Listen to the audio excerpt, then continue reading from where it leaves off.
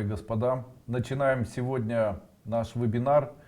Как всегда, в пятницу я провожу вебинары, которые связаны с популяризацией такой науки, как эзотерика. Я пытаюсь рассказать о идеях и философии эзотерики, сознания, помочь человеку справиться с проблемами. Свои вопросы я основываю на идеях или задачах, которые мне ставят люди в моих группах, которые находятся в Фейсбуке и ВКонтакте. И сегодня я подобрал ряд самых интересных, наверное, самых сложных вопросов, на которые бы мне хотелось сегодня дать объяснение. Также я онлайн отвечаю на вопросы, которые вы задаете прямо сейчас на моем сайте duiko.guru. Вебинары. Давайте начнем. Один вопрос, одну тему будем рассматривать. Светлана, Андрей, здрасте, крик души. Наша семья попала в сложную жизненную ситуацию. Я много сделала для исправления в лучшую сторону, пересмотрела ваши видео и семинары, недавно стала изучать ступень. Но понимаю, что не справляюсь, пока уже обессилилась совсем. Как можно обратиться к вам за индивидуальной дистанционной помощью? Вы единственная моя надежда. К сожалению, я дистанционно, еще и индивидуально не работаю с людьми. Это связано с тем, что огромное количество людей на сегодняшний день ищет возможности со мной связаться. Это более чем 1,5 миллиона человек.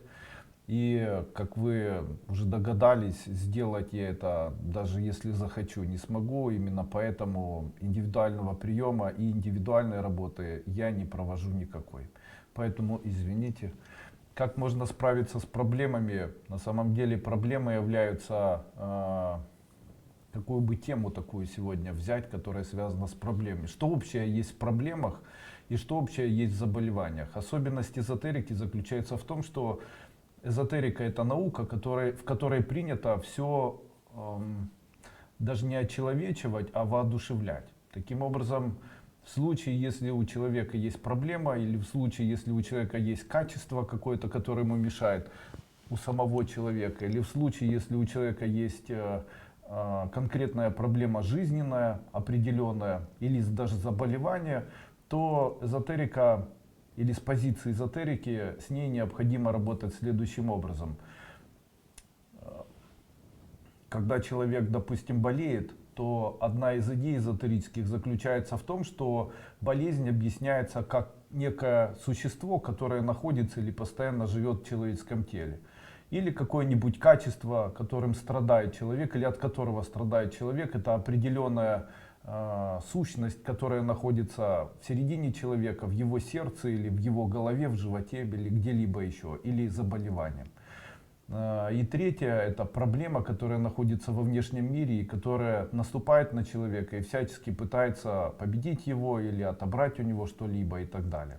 Так вот, один из элементов борьбы с этим — это элемент ругни.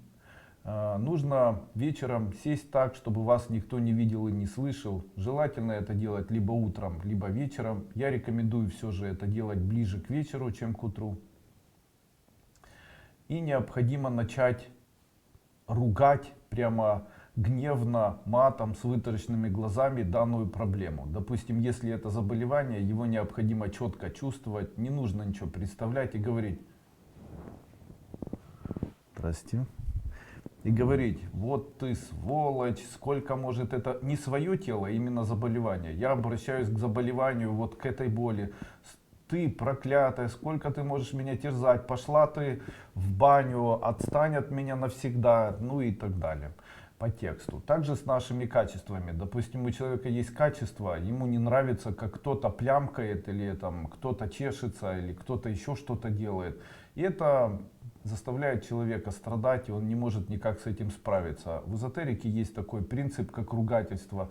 И человек может отвлечься, сесть так, чтобы его никто не видел, сосредоточиться на таком качестве, которое у него есть, вычленить его как бы мысленно из себя, и после этого начать это качество ругать, прямо произносить: да сколько можно, пошло ты от меня, отстань, ты там гадкая, нехорошая, вредная, злое, негативное, уйди и так далее.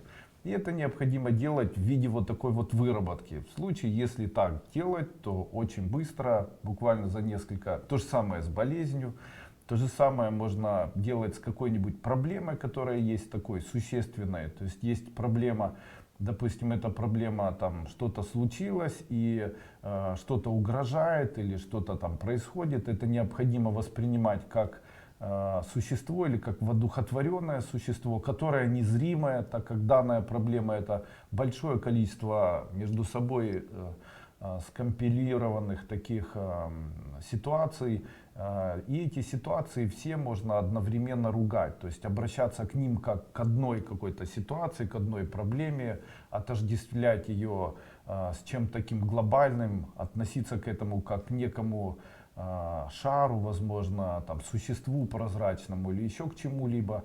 И после чего вот так негативно, очень открыто и очень гневливо, сердечно обратившись к этому, но не проклинать, а прогонять. Говорит, да отстань от меня, да пошло ты от меня, да сколько может продолжаться. И дальше там оскорбление, ты такое, пошло ты от меня.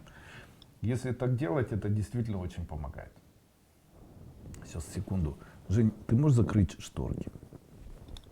Жека? Женя? Не слышит оператор меня. Ну что, продолжим. Андрей Андреевич, большое спасибо за то, что вы делаете для нас. Мне 23 года, я разносторонняя, интересная личность, веселая, улыбчивая. Многие парни хотят со мной познакомиться, приглашают на свидание, но потом просто уходят, предлагая остаться друзьями. Не понимаю, почему так происходит. Разбиралась в своих внутренних конфликтах, конкретной причины не нашла. Спасибо за проявленный интерес к вопросу. Ну, раз вы задали мне этот вопрос, я постараюсь на него тоже ответить. Какие существуют такие основные глобальные проблемы того, что женщина не может выйти замуж? Их на самом деле очень большое количество. Их даже не десятки, а, наверное, около 50. Это связано с многими факторами. Такие самые интересные я рассмотрел в своем семинаре, который называется «Магия любви. Быстрое замужество». Сегодня я хочу сказать, дать такие рекомендации простые, ну, естественно, объяснить, почему с мужчинами начинает женщина знакомиться, и после этого или после чего она перестает с ними общаться. Очень часто женщины, они, допустим, рассчитывают на то, что они будут нравиться или будут стараться встречаться с богатыми мужчинами. Особенность богатого человека заключается в том, что обычно, как и все люди, встречают женщину, которая соответствует его уровню. То есть, допустим, это выглядит так. Мужчина смог заработать деньги, после чего он сам одевается хорошо, его жизнь связана с тем, что он много работает, скорее всего, позволяет себе приходить в рестораны или позволяет себе где-либо с кем-либо общаться. И после этого у него происходит встреча с женщиной, и он начинает ее рассматривать, как это все происходит. Он начинает смотреть на волосы, а волосы не ухожены. Начинает смотреть на ногти, а ногти не ухожены. Начинает смотреть на одежду, а одежда недорогая. Начинает смотреть на сумку, сумка недорогая. Смотреть на зубы, зубы там не очень хорошего качества. И после этого, начиная общаться с женщиной, понимает, что у нее с ней разговаривать нечем, ее все идеи, которые у нее есть, возможно, связаны с ее жизнью, и они не совпадают с вибрациями с ним.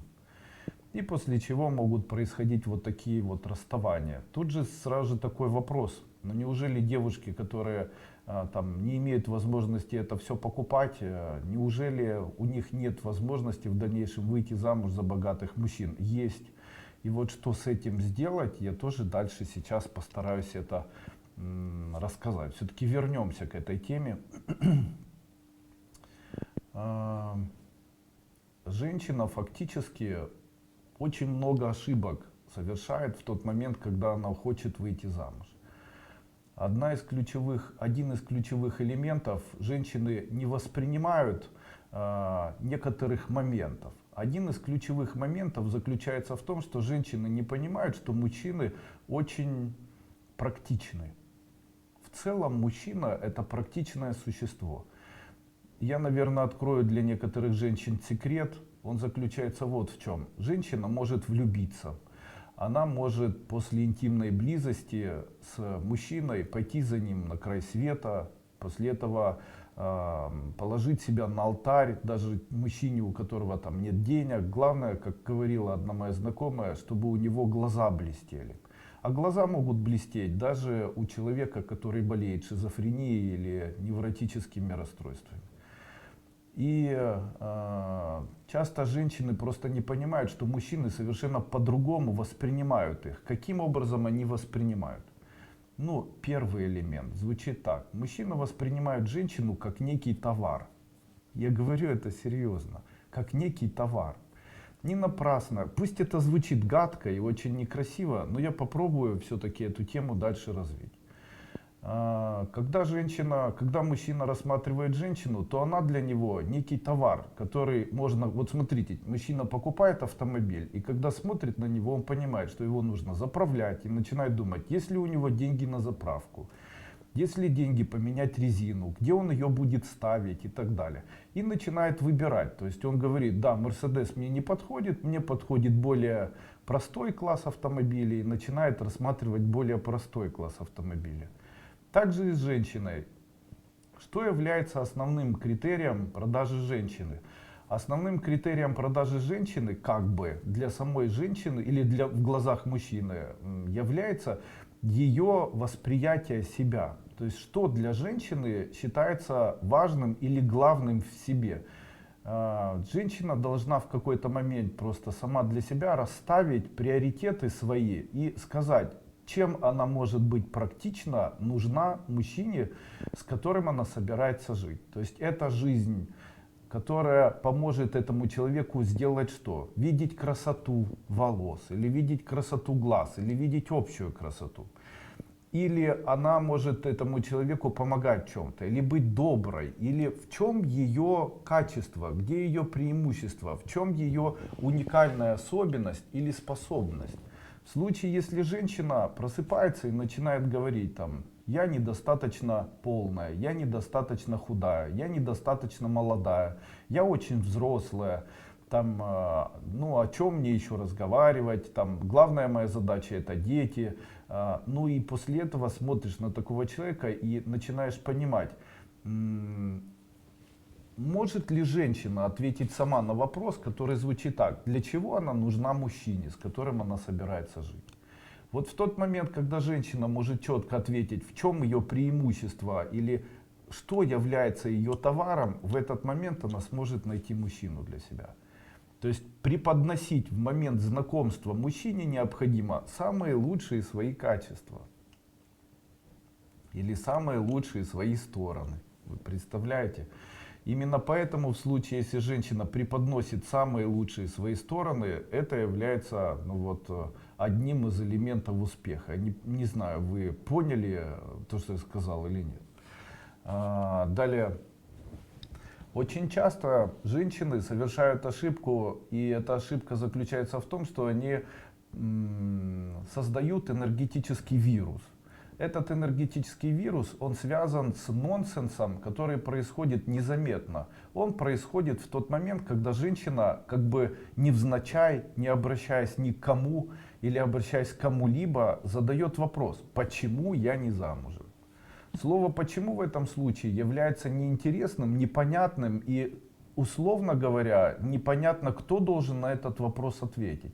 То есть, обращаясь к никому, женщина произносит, допустим, оставшись сама с собой, женщина начинает задавать вопрос, почему я не замужем, почему на меня не смотрят, почему я одна, почему я холостая, почему на меня там не смотрят мужчины. Скажите в этот момент, кто должен ответить на данный вопрос? А из-за того, что этому человеку в итоге никто не отвечает, а вопрос был задан, то происходит некое энергетическое короткое замыкание. Вот такое энергетическое короткое замыкание приводит к тому, что провод, по которому может, грубо говоря, провод, по которому может передаться вам мужчина или отношения, этот провод плавится и перестает функционировать. Естественно, очень многие женщины попадаются именно на такую удочку. Почему-то в нашей голове или в голове женщин очень часто есть вот такой пунктик, который заставляет женщину постоянно задавать такой вот вопрос. Почему я не замужем? Ну почему вы не замужем? И кто должен вам ответить? Зачем вы этот вопрос задаете в пустоту? Зачем задаете себе? Кто должен ответить? Как вы можете найти? Вот если бы вы знали ответ, вы бы его знали бы и не задавали, правильно? А так вопрос, который задается в никуда и остается без ответа, фактически разрушает в дальнейшем возможность того, чтобы женщина вышла замуж. Можно ли это каким-либо образом убрать? Ну, конечно, это можно убрать при помощи слова «скоро». То есть не почему у меня нету мужчины, а скоро у меня будет свой персональный мужчина. Не почему я такая несчастная, а скоро я буду самая счастливая. Не почему у меня что-то не получается или почему я одинока, а скоро я буду не одинока. Таким образом, слово «скоро» медленно, но уверенно ремонтирует те короткие замыкания и оплавления, которые возникают в судьбе такого человека, мешая этому человеку в дальнейшем быть счастливым человеком. Ну и второй пункт. Однажды практически у каждой женщины были такие события, при которых, возможно, подруги, или, возможно, сама женщина, или, возможно, кто-нибудь из близких, из мужей, друзей, знакомых или еще кто-либо пошутил и сказал некие слова, которые могут блокировать возможность данной женщине когда-либо выйти замуж. Данные слова звучат так. Они звучат как «ты никому не нужна». Так кому ты нужна, вот говорят так, так кому ты нужна. И после этого такое незаметное словосочетание, произнесенное один раз, но в самое сердце, один раз, но очень энергетически сильным человеком, один раз, но в сердцах, как в народе говорят, или один раз, но искренним, или многократно кем-либо в виде шутки, но шутка это тоже эмоция или тоже вибрация, могут создать некую систему, которая называется обетом безбрачия.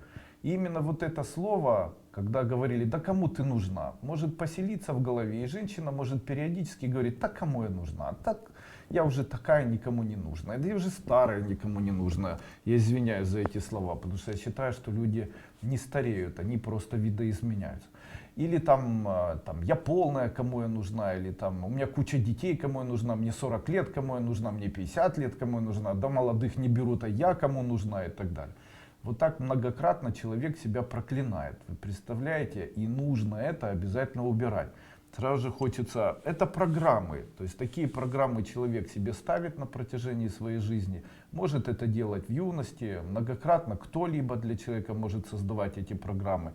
Можно ли их каким-либо образом убирать? Да, их можно убирать следующим образом. Когда вы будете ложиться спать, перед самым сном произнесите следующие слова. Я нужна всем мужчинам.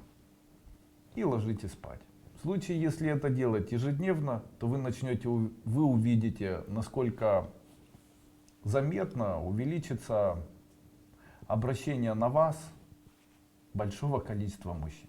Вы знаете, что жизнь устроена по принципу такому, что, допустим, в случае, если женщина говорит, я мечтаю быть мужчине во всем опорой и подмогой, то тогда это выглядит так. Один стакан полный, а один стакан пустой. Вот женщина должна выбрать, будучи сама наполненная желанием того, чтобы быть опорой для мужчины, она должна выбрать мужчину, который нуждается в том, чтобы такая опора в его жизни появилась. То есть он человек, которому необходима помощь, опора. И женщина говорит, я буду для него опорой, я буду во всем помогать. То есть она должна притянуть в свою жизнь такого мужчину, который не будет иметь опоры, которому нужно будет во всем помогать. Маменькина, сыночка и так далее. Точно так же и в жизни женщины. Обычно это выглядит по принципу противоположности. Женщина, допустим, говорит, я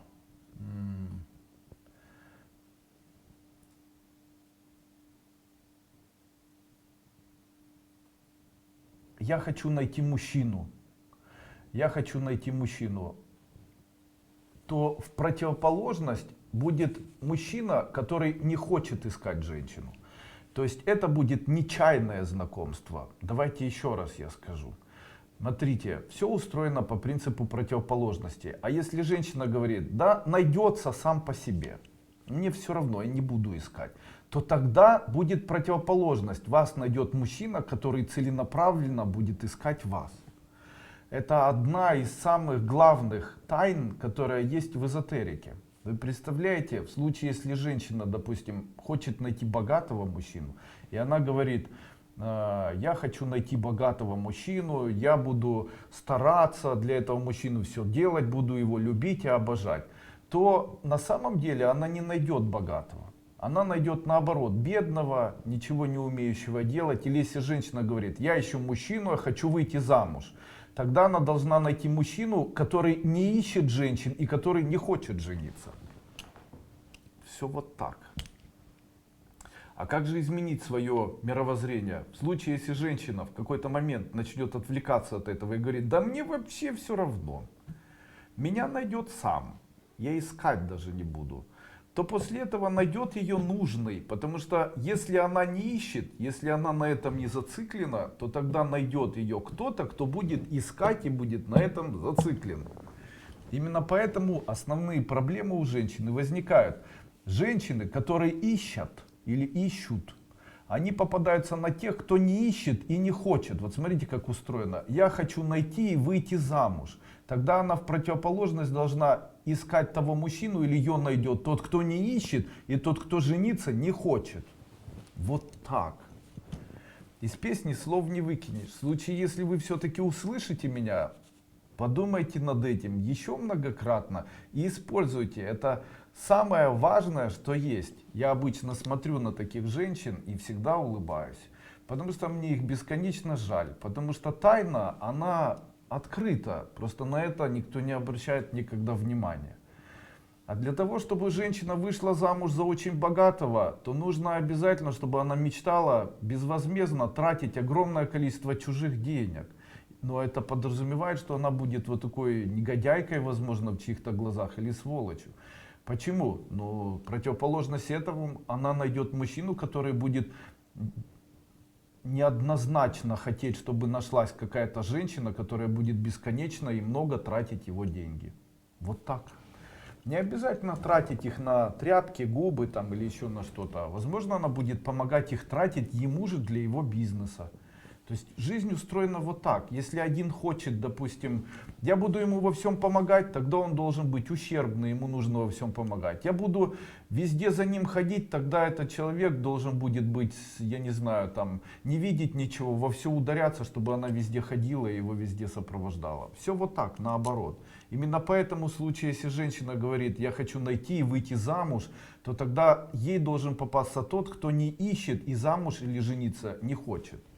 И изменение своего мировосприятия по принципу, а я не ищу мужчину, и мне все равно, там, надо найдет сам, я искать не буду, то в этот момент ее начнут искать, и ее 100% найдут.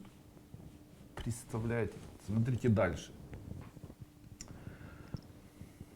Для мужчин очень важным является увлечение. То есть мужчина, ни один мужчина никогда не возьмет женщину, ну никогда, я, конечно, неправильно сказал, но ни один мужчина никогда не возьмет женщину замуж, не увлекшись ей. Ну, конечно, случаи разные бывают. Бывает там ради денег, бывает еще там мужчины практичны. И очень часто мужчина должен увлечься этой женщиной, он должен увлечься ее телом, глазами, не знаю, там чем-то еще, но увлечение, оно должно присутствовать.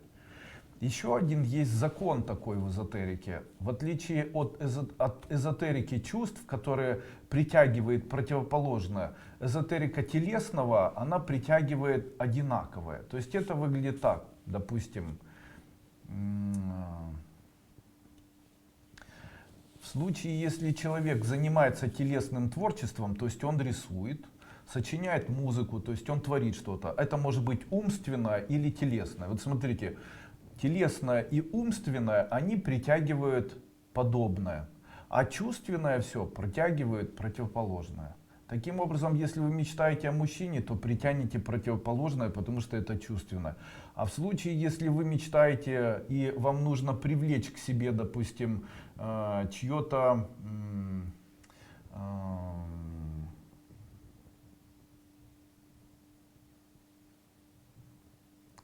наверное, увлечение, то вот такое увлечение можно привлечь при помощи вашего увлечения. Таким образом, я могу сказать, что если у вас на горизонте никого нет, и вам необходимо сделать так, чтобы кто-то появился, вам не нужно искать этого человека, а вам нужно увлечься. Чем? Увлекитесь собакой, стрижкой этой собаки. Начните увлекаться своими детьми, в случае, если вы одинокая мамочка. Начните увлекаться там каким-нибудь видом бизнеса.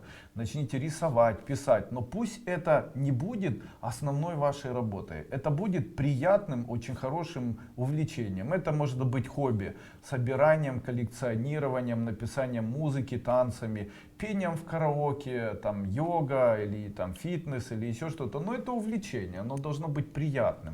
Вот смотрите, чем больше у женщины будет увлечения, тем больше мужчин будет подобное к подобному притягиваться, увлекаться этими женщинами. Вот она, где магия находится. Недавно у меня была встреча с интересным человеком, его зовут Виталий. Виталий, в случае, если вы смотрите, привет. Я надеюсь, наша встреча была вам полезной. Он достаточно богатый человек, очень умный человек. И вот он мне говорит: Андрей Андреевич, я никак не могу понять, вот почему у меня не получается в жизни увеличивать материальное благополучие, в чем основная моя проблема и так далее. Я ему задал несколько таких корреляционных, корректирующих вопросов, как я обычно это люблю делать. Я ему задал следующие вопросы. Первый вопрос звучал так: для чего мы зарабатываем деньги? Ответ был такой: ну для того, чтобы, ну и дальше, знаете, у каждого человека приблизительно одна и та же идея, чтобы дом купить, чтобы дети не голодали, чтобы иметь свободу. А я ему говорю: а что это такое в итоге? Может ли это все объединиться в одно слово? Какое это слово? Он говорит: это слово не знаю. Я говорю: давай я тебе это слово скажу. Это слово комфорт. То есть каждый человек ищет возможности комфорта. То есть человек стремится к комфорту. Вы представляете, все пути зарабатывания денег, там, что бы человек ни делал, он это делает ради комфорта. Комфорта своего внутреннего, комфорта своего тела, комфорта своей души, комфорта своей головы, не знаю, комфорта вокруг себя. То есть обычно все, что мы делаем, это все делается заради комфорта. И тут сразу же такая идея. Попробуем создать некую формулу. Смотрите, я работаю плюс я работаю равняется комфорт. Математически это можно условно выразить так. 3 плюс 2 равняется 5. А теперь условно мы делаем так. 5, что с одной стороны только в виде плюса, это я работаю плюс я работаю, равняется для комфорта, равняется комфорт. То есть 5 моя работа равняется 5 мой комфорт. А теперь давайте их поменяем местами. Развернем их вверх тормашками. Что у нас получится? У нас получится комфорт равняется работаю. И что будет? Смотрите, как смешно это все выглядит. Смотрите, я работаю, чтобы зарабатывать деньги. А для чего я зарабатываю деньги? Чтобы получить комфорт. А теперь гипотетически предположим, что мы формулу поменяли вверх тормашками. И у нас получится 5 с другой стороны, а с правой стороны равняется 3 плюс 2. И вот что происходит. Допустим, 3 плюс 2 это $3000 плюс $2000. А здесь много комфорта, который мы смогли получить за эти деньги. И сейчас смотрите, а в случае, если гипотетически человек начнет увеличивать свое состояние комфорта, и он начнет это делать, начиная из середины себя.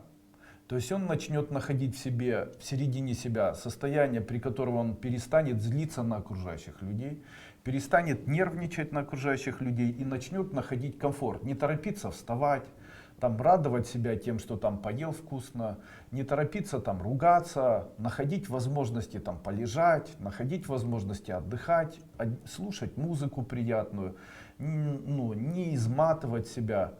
И получится вот что. Оказывается, что тайная формула тех же денег может выглядеть так. Путем увеличения своего внутреннего и внешнего комфорта можно увеличить естественное поступление в нашу жизнь большого количества материального благополучия. Вот так. Именно поэтому я за то, чтобы человек мог найти в себе состояние комфорта и перестал себя уничтожать и истязать, как обычно это люди делают. Очень часто человек говорит: мне некомфортно ходить, я не хочу этим заниматься. Нет, это неправильный путь, он приведет к бедности. Потому что чем меньше комфорта, тем меньше вам будут давать возможности зарабатывать. Потому что получается, вы зарабатываете для того, чтобы комфорт был. Таким образом, и на комфорт необходимо тратиться. Для того, чтобы комфортно чувствовало ваше тело, для того, чтобы комфортно спать, для того, чтобы комфортно есть, комфортно находиться где-то. Я когда-то вспоминал уже это. Я когда-то жил в общежитии и познакомился с девушкой. И первое, что сделала девушка, мы не были как муж и жена, мы просто с ней были знакомы. И первое, что она сделала, она пришла в комнату в общежитии, где я находился, и говорит: я завтра принесу что-то тебе в подарок. И принесла мне небольшую такую репродукцию картины какой-то. И повесила на одну стену и на другую. Я ей говорю, как практичный мужчина: что это, зачем мне это? Она говорит: ну это же красиво. А я тогда не понимал, что такое красиво, потому что для меня самая большая красота — это была женщина, которая находилась передо мной. Я не понимал, что красота может быть. И я не мог понять, что вот это и есть комфорт. Почему мужчинам очень часто везет с женщинами? Потому что они находят таких женщин, которые стремятся или хотят сделать комфорт. И создают условия совместной жизни такими, чтобы всем было максимально комфортно. И мужчина создает условия жизни, чтобы максимально комфортно, и женщина. Таким образом, начинать нужно отсюда. Вы представляете, я уже сегодня говорил вот с одним человеком, хочу эти слова повторить. Вы, слушая иногда мою первую ступень, ее не очень правильно понимаете. Вы ее понимаете превратно. Что это такое?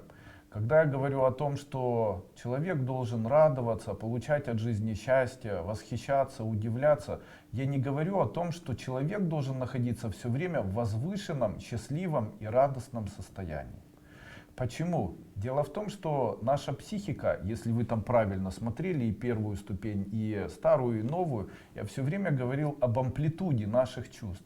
То есть в случае, если у человека утром яркие эмоции, то вечером они могут вызвать подавление, и у человека может возникнуть депрессия. Наши чувства, они возникают у нас по принципу амплитуды. И когда человек говорит: все, теперь я буду всегда радостным, не нужно себя обманывать, потому что мы не можем быть радостными. У нас могут быть все абсолютно чувства, которые присущи человеку. Может быть грусть необоснованная, может быть и разочарование необоснованное, может быть злость, она может быть тоже необоснованная. У наших близких может и злость, и разочарование быть необоснованными. А почему они возникают? Это может быть связано с гормональными процессами в теле, может быть связано с влиянием планет, это уже более эзотерические такие подходы. Тем не менее, как бы мы это все между собой не крутили, в случае, если человек найдет, вот к чему я призываю, в случае, если человек найдет в середине своей груди тепло, найдет в середине себя вот здесь прямо радость и начнет эту радость чувствовать, то вот эта радость или вот этот комфорт, который начинается именно с этого места, он потом начинает расширяться. Вот здесь нужно найти радость, вот здесь, понимаете, в груди, в чувствах своих, в голове, в разуме, в чувствах. Когда мне говорят люди: ой, Андрей Андреевич, да это все понятно, что вы говорите о любви. То есть нужно просто любить людей и так далее. Я хочу сказать, что это не так. Почему? Я не считаю, что любовь может спасти мир.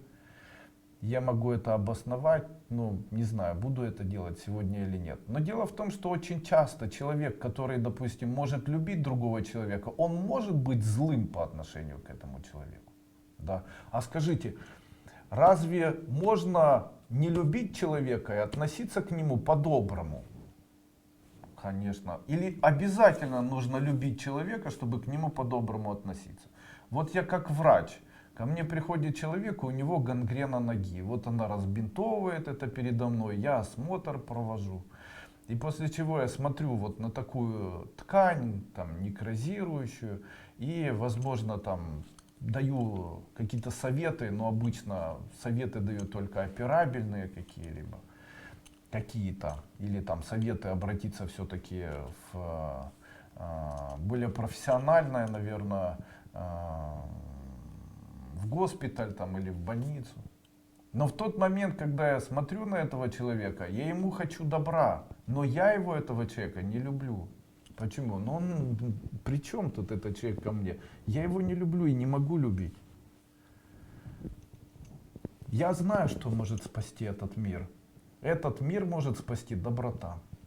И вот это то, о чем я говорю вот здесь находящимся, вот это, я в моем понимании, есть добро.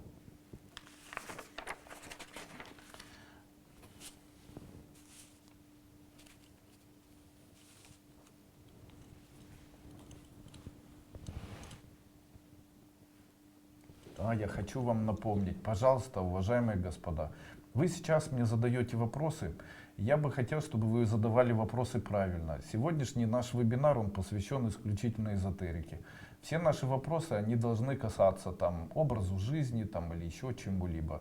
Данный вебинар, он не посвящен здоровью, поэтому не задавайте ваши вопросы по здоровью. Максимально, что я могу вам порекомендовать, обратитесь к руководителям, не к руководителям, а к операторам нашего сайта aduyko.com. Если вам необходимы рекомендации, там находятся врачи, они имеют статус врачей, они могут вам посоветовать что-либо, там, врачебную помощь и так далее. Но я, к сожалению, здесь сейчас этим заниматься, к сожалению, не буду. И почему не буду? Так как это меняет формат моего выступления. В общем-то, это не касается пятничного вебинара. Итак, вебинар в пятницу. Вот такие пункты. Первое. Несколько слов о предательстве. Как вы думаете, плохо предавать человека или хорошо? Давайте я вам отвечу сразу. Да, плохо. Почему-то в мире так все устроено, что из всего, что человек может сделать, предательство очень часто приравнивается к убийству. То есть считают, что предатель это хуже, чем убийца. Там убил, защищаясь, это лучше, чем предал незаслуженно или заслуженно.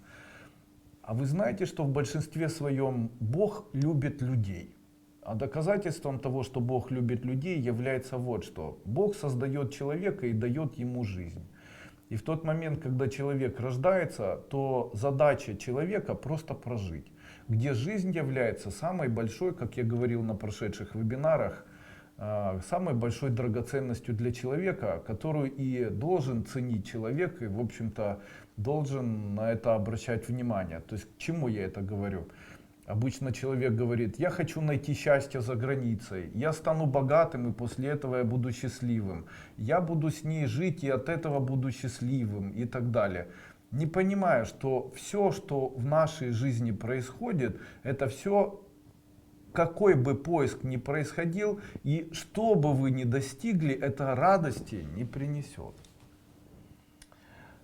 Человек мечтает стать очень богатым человеком, его мечты очень часто исполняются. Но когда он достигает и начинает зарабатывать большие деньги, то кроме спокойствия радость не приходит. Человек говорит, вот если бы у меня появился Мерседес, я был бы самым счастливым человеком. Появляется Мерседес, он в него садится, и ровно через 5 дней уже этот Мерседес его не вдохновляет. Но человек стремится к этому, он начинает ставить новые цели. А вот теперь, когда у меня появится там вот такие наушники, я буду счастливым. Вот такая одежда, я буду счастливым. Вот такой муж, я буду счастливой. И я стану худее, буду счастливой. Там поменяю зубы, стану счастливой. Грудь себе нацеплю, буду счастливой. Там дом побелю, буду счастливой. Дети поступят, буду счастливой. Это происходит, и счастье не возникает. И очень часто это нонсенс для многих людей, потому что человек говорит, я так стремился, я думал, что моя нарисованная картина была такая. В тот момент, когда я это получу, то я буду очень счастливым. Момент этот произошел. В тот момент, когда это происходит, счастья не возникает. Почему? Потому что человек думает, что счастье появится, оно будет вечным. а оно скоротечное, мимолетное. Почему? Все, что дает материальный мир человеку, оно не может долго приносить человеку счастье. Оно скоротечно. А скажите, вот много денег у человека, допустим, там человек живет в достатке, возможно, живет даже с любимыми людьми, и он в своей жизни там достаточно свободен, ну, не знаю, счастлив, несчастлив. Скажите, он может это с собой забрать в момент своей смерти? Тогда если поставить на две стороны весов, с одной стороны, что дороже, большое количество денег или жизнь, отношения или жизнь, то человек обычный, он психически здоровый, то он обычно выбирает жизнь, потому что она самое дорогое. Ну и если рассматривать с этой стороны, то тогда получается, если для нас наша жизнь является самым дорогим или самой дорогой драгоценностью, то тогда для того, чтобы быть счастливым, нужно просто на свою жизнь обращать внимание и ее ценить. Таким образом, если ценить жизнь как драгоценность, если ценить жизнь как бы испевая ее, если ценить жизнь так, чтобы ощущать, что ты живешь, то эта жизнь становится прекрасной. Итак, найди в себе тепло или найди в себе вот здесь состояние доброты и начни ценить жизнь, создавая вокруг себя комфорт, и ты будешь свободным, радостным и счастливым человеком. Вот вам и эзотерика или ее философия.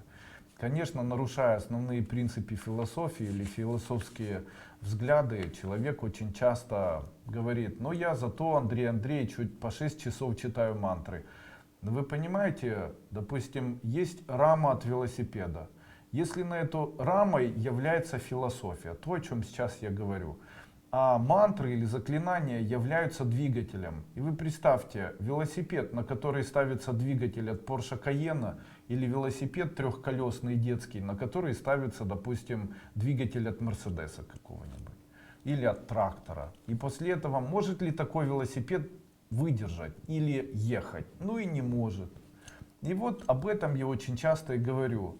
Самая большая драматичность эзотерики и то, что делает эзотерику на самом деле очень опасной для людей, это преподавание эзотерики без философских идей и преподавание философских идей без самой эзотерики. Одно без другого, оно, к сожалению, не только не действует, а является деструктивным и очень мощно разрушающим человеческую судьбу методом. Именно поэтому эзотерику необходимо начинать изучать вместе с философией, так как философия — это и есть рама, на которую потом в виде определенных методов самоконцентрации или, возможно, там, медитации, или, возможно, эзотерических практик, произнесения кодов, заклинаний, каких-то слогов, ритуалов и так далее. Это все топливо, и это все топливо для двигателя, и это двигатель на раме, который является философия. Нет философии, есть очень много практик, велосипед можно поломать. И именно это часто в наших рядах и происходит, чего допускать нельзя. Именно для этого, для того, чтобы подтянуть, в общем-то, философию у тех людей, которые занимаются, собственно, моей эзотерикой, я и провожу вот такие встречи в пятницу. Далее. Вернемся все-таки к предательству. Но если предательство является... Сейчас. Женя, а можешь закрыть шторочки? Если фактически предательство является для человека такой чертой, которую простить невозможно. Вас предавали, это было неприятно, я могу ответить. Всегда, любое предательство, оно неприятное. Нехорошо относишься к человеку, который не отдает деньги, он фактически тебя предает, потому что говорит: я тебе там это сделаю, а потом раз и не сделал. То есть всегда, ну, как бы плохо относились к тем людям, которые вот лживые, которые предают, которые бесчестные. Да, они даже создали особый клан, гомосексуальный клан. Почему?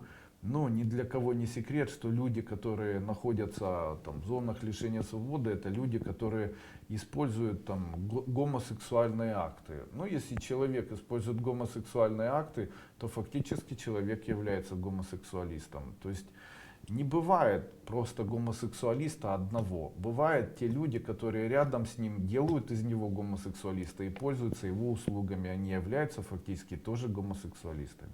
Таких людей есть много. Я таких людей вижу постоянно. Я их называю, таких людей, знаете как? Я их называю, там хороший вопрос задавали, Андрей Андреевич, вы верите в этих людей-ящеров? Их называют...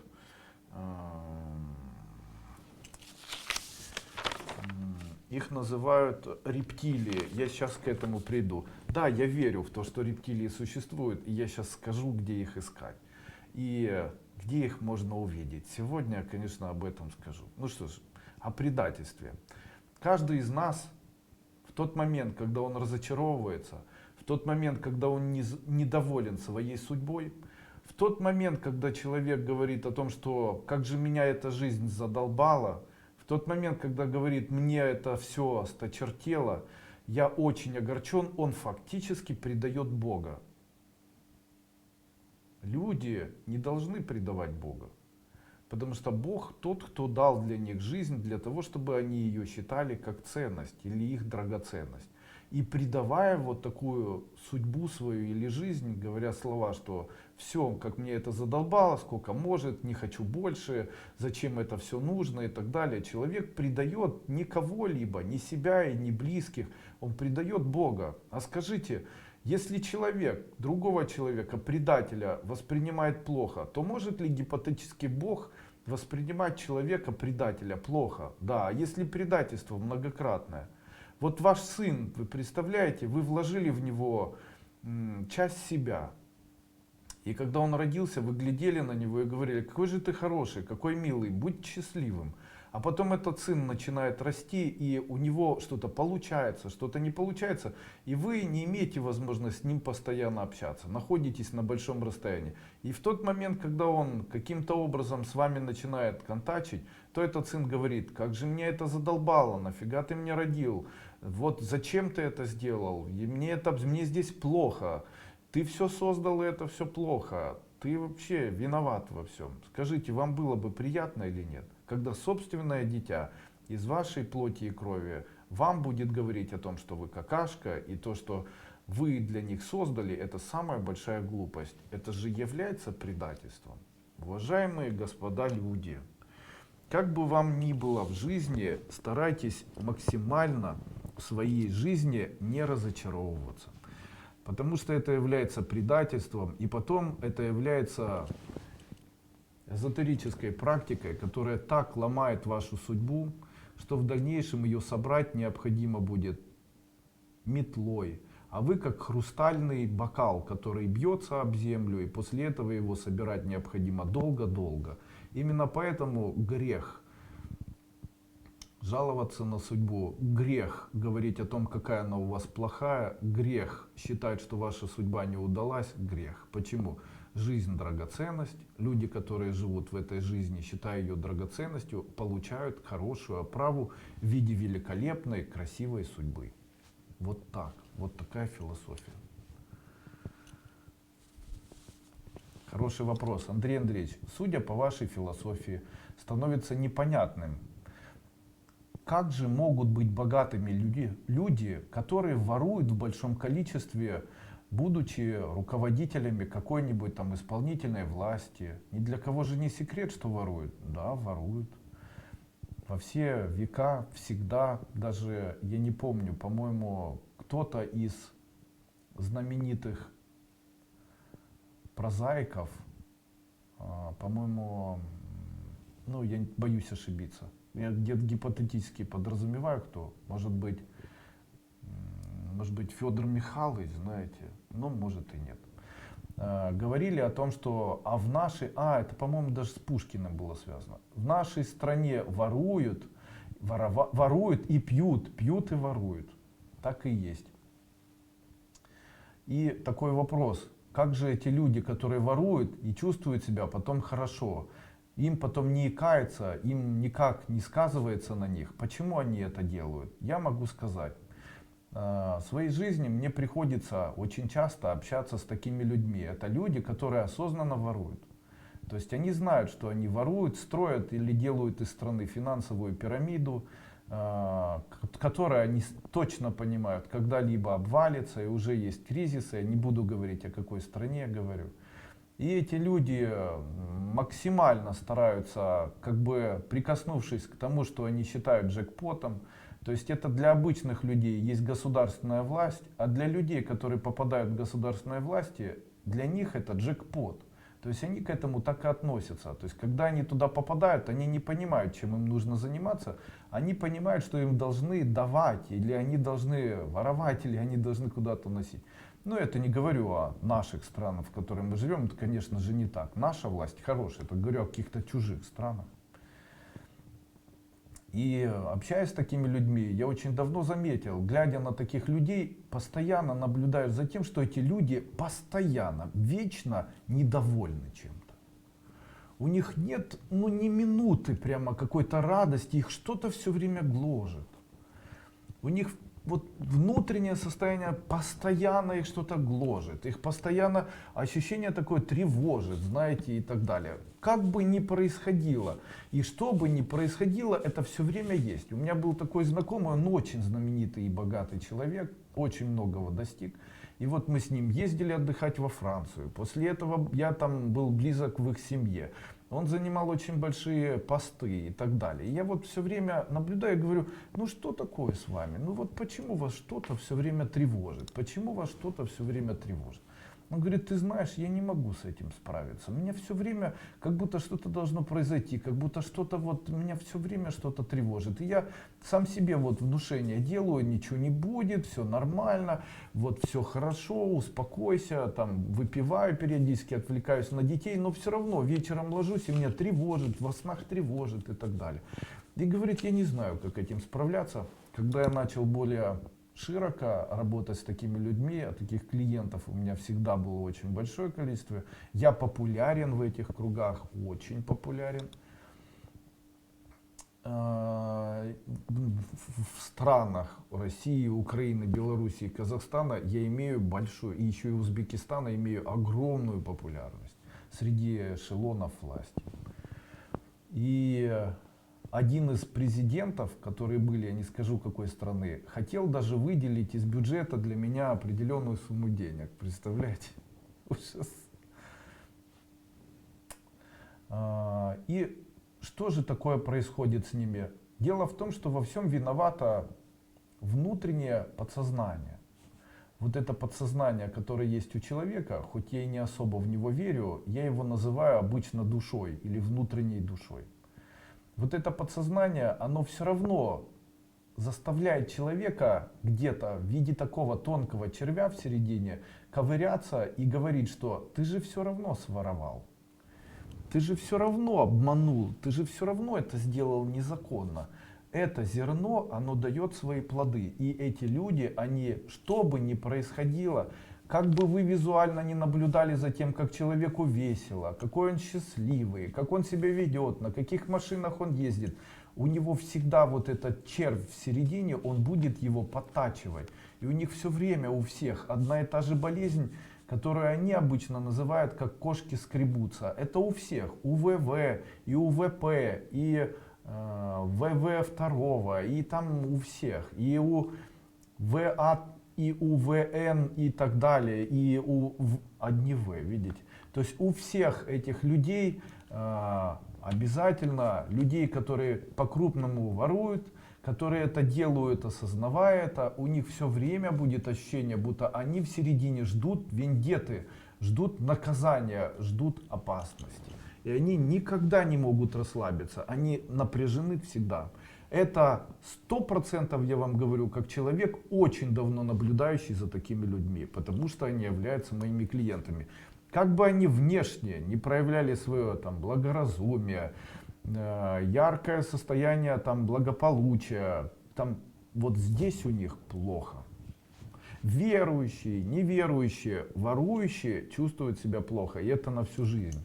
До самой-самой старости и не могут, они их это гложет. Оно забывается, но гложет их подсознательно все равно. Поэтому какой вы выберете путь? Вы готовы идти туда и воровать? Если готовы воровать и потом думать, что за это принесете ответственность. Никто ответственности не понесет, потому что так система устроена, она создана для того, чтобы воровали. Но все устроено так, что их оно мучает, а вас нет. Вы живете, у вас мало еды, возможно, вы плохо живете, у вас там не хватает на препараты, но у вас ничего не гложет. Вы можете запросто лечь и лежать перед телевизором, клацать. Они не могут, потому что он ложится, вскакивает, его что-то мучает, ему надо срочно кому-то звонить, писать, что-то читать, что-то выискивать. Они не могут расслабляться, у них это вечно. Вот такой у них сложный путь.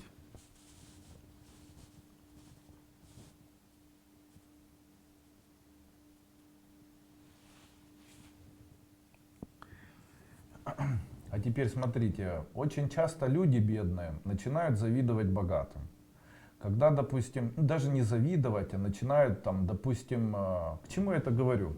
Недавно я смотрел такое видео, и там в этом видео одна женщина говорит, мы можем как маги взять и, допустим, отнять энергию у богатого человека для того, чтобы быть потом самими богатыми людьми. Вот смотрите, богатый человек и бедный человек, они разные в вибрации. У богатого человека больше комфорта, отдыха, и он чувствует состояние спокойствия.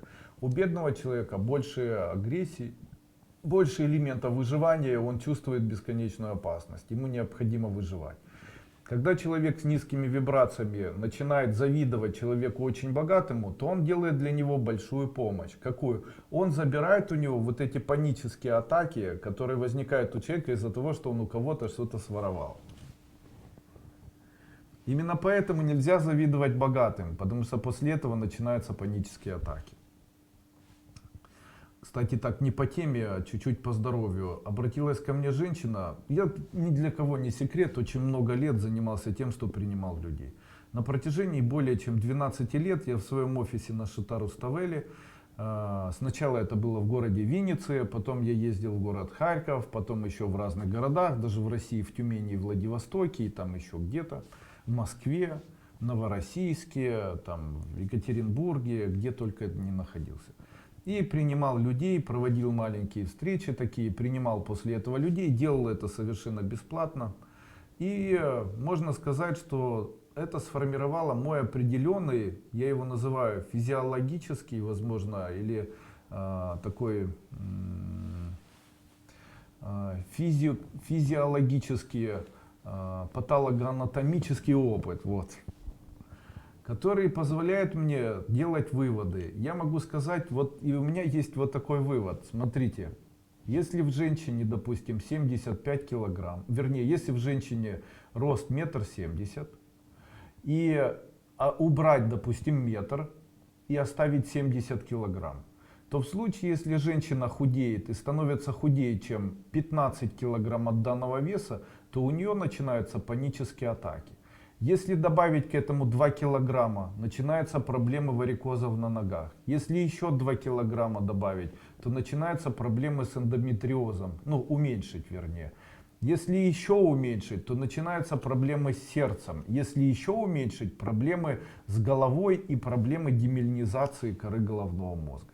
Таким образом, женщины, которые имеют вес от своего веса минус 15 килограммов, то есть у них, допустим, 1,65 м, вес должен быть 65 или до минус 15 килограммов. Если эти минус 15 килограммов есть, знайте, вы себя ломаете. Ни в коем случае этого не делайте.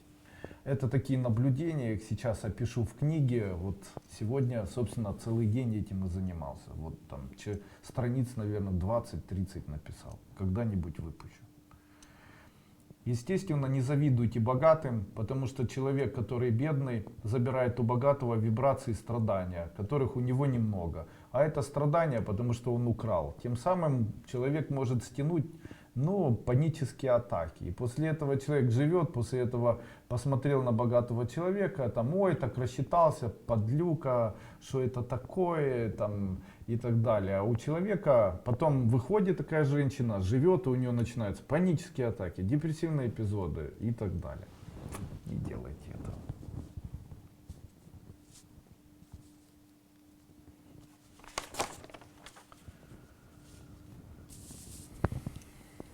Андрей Андреевич, вот человек задал вопрос. Андрей Андреевич, мне так надоело в моей семье жить. С моей семьи все время претензии ко мне. Моя жена мне все время предъявляет претензии. Моя теща мне все время предъявляет претензии. Моя родная дочь старшая предъявляет мне претензии. Мой сын предъявляет ко мне претензии.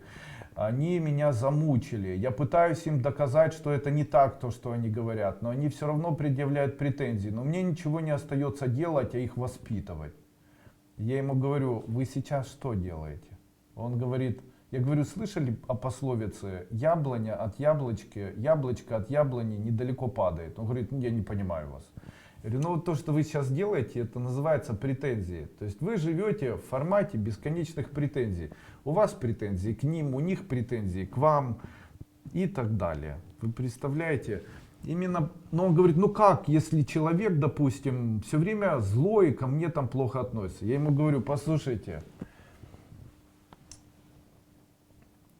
я вообще хочу обратиться к этому миру, если он меня услышит.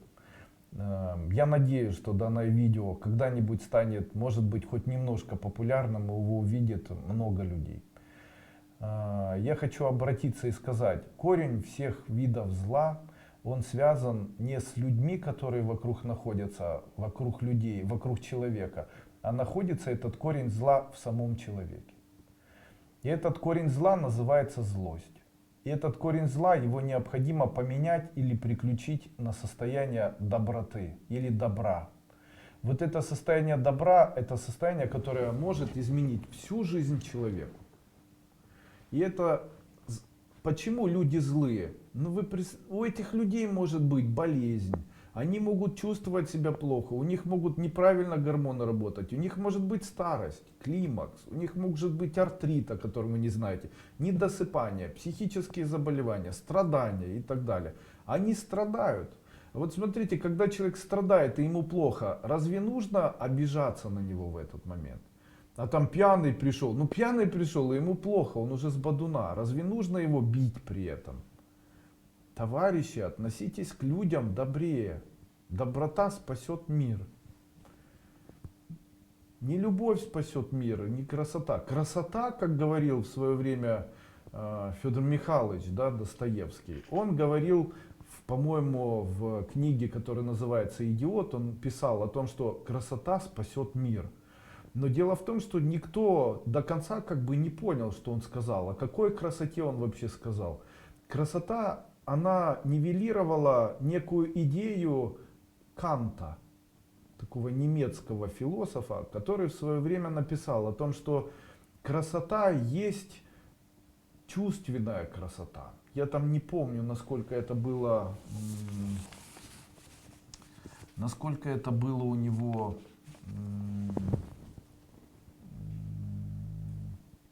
Как-то так, красота есть символ морального добра. Вот так Кант сказал в свое время. Если красота есть символ морального добра, то тогда человек должен взрастить в себе вот это моральное добро. Федор Михайлович в «Идиоте», он как бы перефразировал самого Канта, а Кант тогда был популярен, и он просто перефразировал, сказал, что красота спасет мир, подразумевая слова Канта о том, что прекрасная красота — это символ душевного добра или душевной добродетели, там, как у Канта было написано. Я не знаю, поищите эту информацию, возможно, я там какие-то слова спутал, просто иногда люди пишут: Андрей Андреевич, вы не точны и так далее. Ну как я могу быть точным, если такое большое количество вопросов, которые нужно озвучивать? Я же специально к этому особо не готовлюсь. Вернемся все-таки к теме рептилий. Андрей Андреевич, существуют ли рептилии? Да, они существуют. Сегодня утром, когда я открыл Инстаграм и начал смотреть на весну, которая начала проявляться в виде огромного количества обнаженных женщин,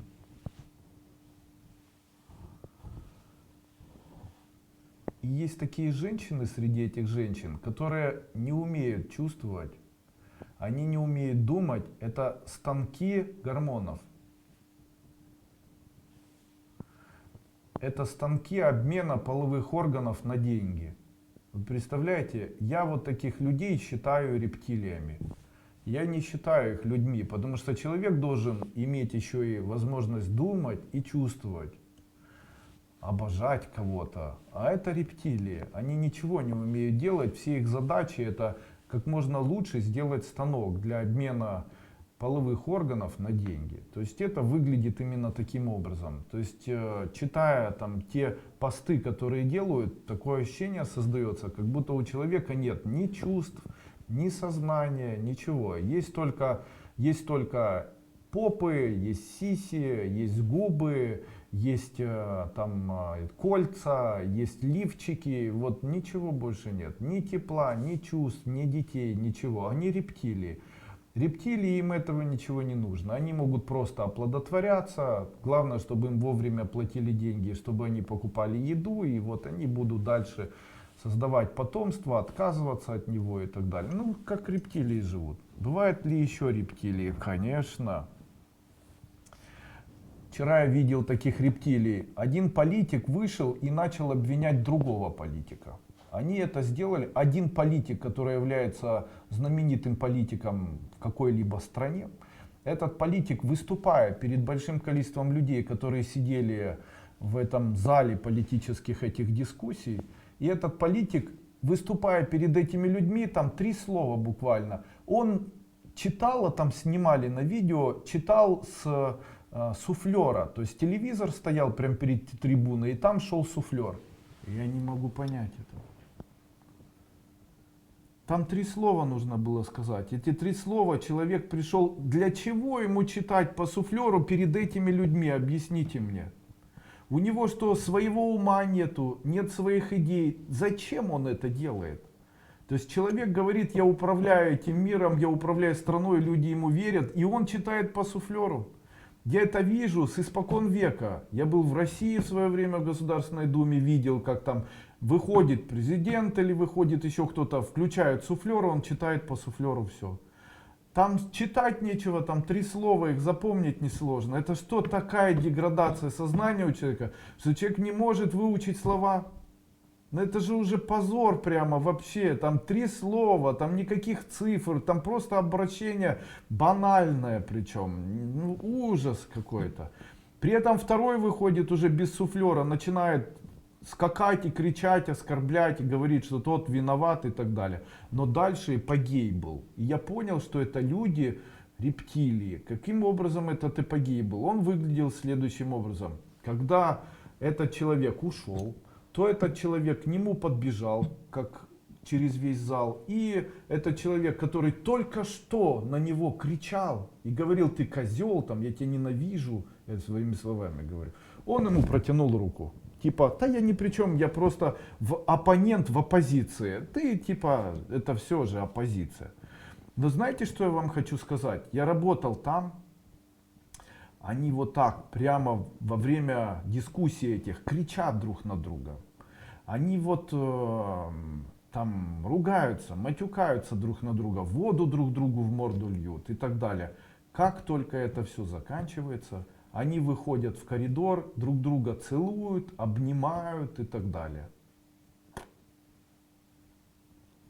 А потом, вы представляете, они еще встречаются, пьют вместе кофе, ездят друг к другу в семьи, делят деньги, там, обсуждают, как это все сделать, кому сколько отнести, кумовятся, и там у них все друзья и так далее. И вот такое я видел в своей жизни, когда, допустим, человек вот перед зданием там каким-то, они все встретились, выходят из машины, и, там обнимаются, друг другу что-то советуют, там тети поднесли сумку, после этого заходят, и там оператор какой-то бегает, и он встал, и это тетя, она подлюка, я с ней сейчас разговаривал, скотина, так он только что целовался. Сделают ли они что-либо? Никогда. Они ведут себя как предатели. Они настоящие предатели.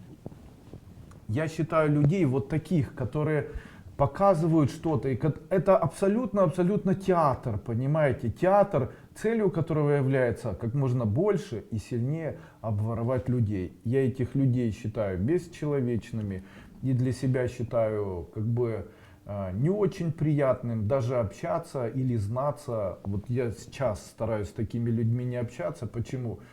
Ну, потому что я считаю, что люди, которые идут туда, должны иметь одно уникальное качество. Они должны быть бесчувственными внутренними подлецами.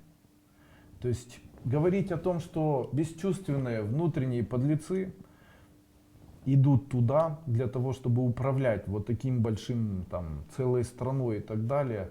Но и я после этого не хочу общаться с такими людьми. Почему? Мне не нравятся такие люди. Я считаю, что если ходить или обниматься с человеком, который испачкан чем-то нехорошим, то сам можешь быть грязным. А я соблюдаю свою духовную чистоту. Таким образом, для меня это неприятно. Поэтому, когда я начал видеть, как это все происходит, я тотально отказался от работы с такими людьми, потому что мне это было неинтересно. Почему? Потому что у таких людей есть врожденное качество, я его называю другими словами выродки. Ну вот так. Но меня это не касается. Мы другая система. Дальше. Почему, хороший вопрос задали, почему мужчины и женщины ругаются или почему мужчины и женщины ссорятся? Что они хотят вообще?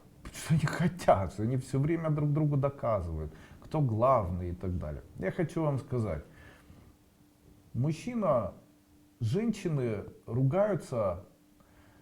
Чего хотят женщины, нужно сказать. Женщины хотят только одного. Если бы все мужчины приняли бы это для себя и в дальнейшем бы для себя это использовали, а я своих детей, мальчика, вот одного и второго, пытаюсь этому обучить, я говорю, что всегда знайте, что женщина хочет только одного. Женщина хочет только одного, чтобы мужчина, несмотря на свое настроение, несмотря на то, как он себя чувствует, ведет, и даже то, что видит, всегда восхищался красотой той женщины, на которую он смотрит. Это единственное, что хочет женщина. Если не восхищаться ее красотой, не надо ей говорить «люблю», нужно восхищаться ее красотой. Говорю, ой, какие красивые волосы, какие красивые глазки, и ты сегодня особенно красивая, и какая же ты красивая особенно сейчас, и как же ты красиво лежишь, и как же ты красиво разговариваешь, такая ты у меня красивая. Ох, какая же ты особенная. И ты такая прекрасная, как весна. И такая весна, и ты в этой весне такая романтическая. То есть, если мужчина восхищается красотой женщины, ей больше ничего не нужно. Тогда можно петь песню «Был бы милый рядом, и больше ничего не надо». А мужчина, вы представляете? А мужчина хочет, чтобы восхищались его поступками. Ой, какой ты молодец, и принес денежки, и мы так ждали этих денежек, и ты такой молодец там поремонтировал, и мы так любим тебя за то, что ты такой вот молодец, и кушать ты вкусно нам приготовил, и там...